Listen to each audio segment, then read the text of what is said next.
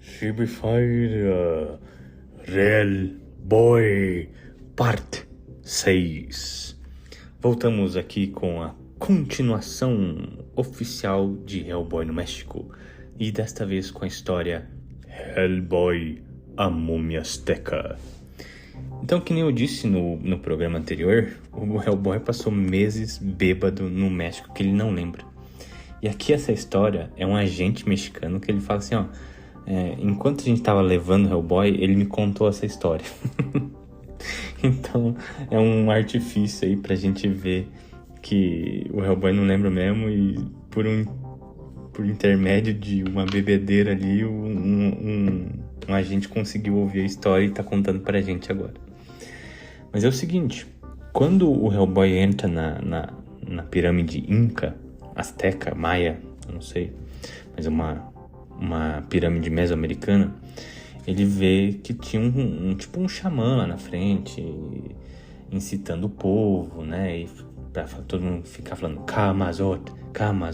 Então esse cara tinha uma máscara bem característica. Aqui no caso, a gente vê o Hellboy caminhando entre as ruas. Acho que é importante falar que essa história já não é mais desenhada pelo Richard Corbin, né? O Richard Corbin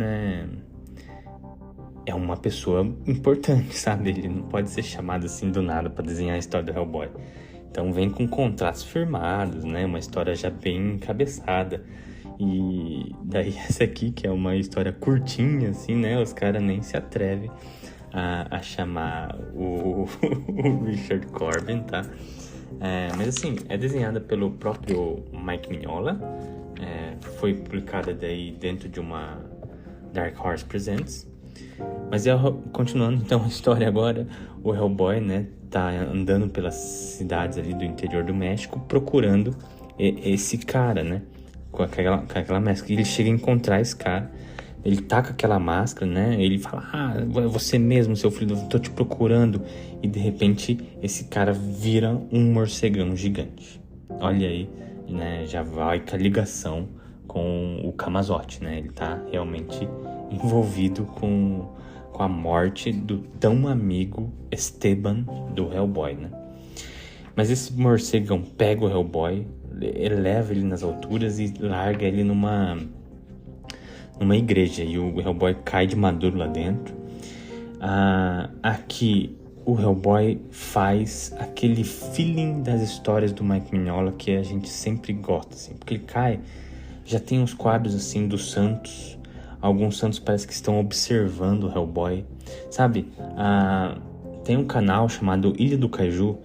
Ele tenta descrever esse feeling do Hellboy como se fosse aquelas catedrais góticas do século 17 e 18, onde você entra, parece que as gárgulas e os santos estão todos olhando para você, né?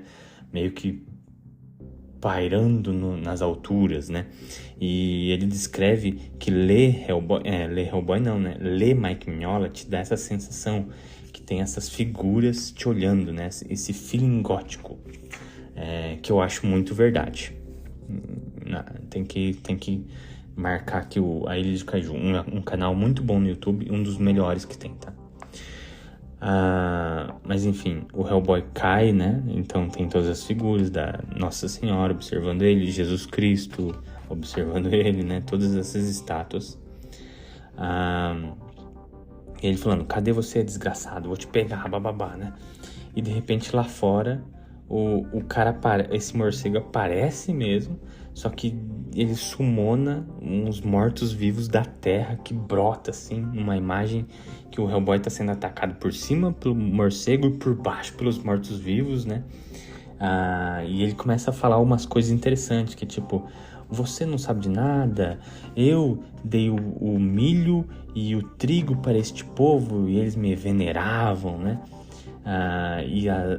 Essas múmias que brotaram aí do chão, eles começam a falar Quetzalcoatl,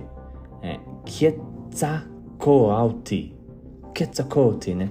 Que é aquele deus mesoamericano, que é aquela serpente emplumada, tá? Então a gente tá vendo que o Hellboy tá lidando até com uma divindade mesoamericana.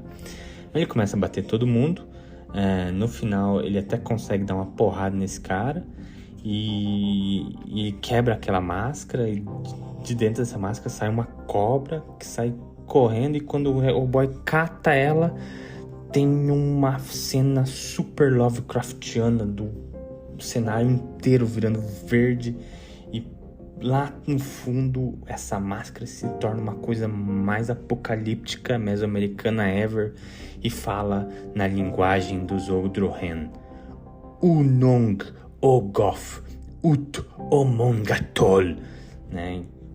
E o Hellboy cai, né? Ele fala assim, cacetada, e cai, né? Cara, isso é muito foda.